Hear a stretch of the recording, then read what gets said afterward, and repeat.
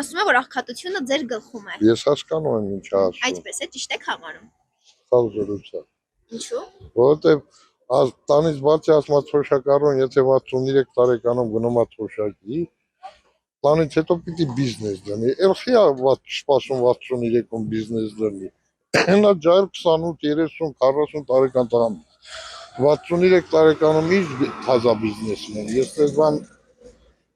հանելուկային բան է դառնում դա։ Գլխի մեջ ինչ ակացություն։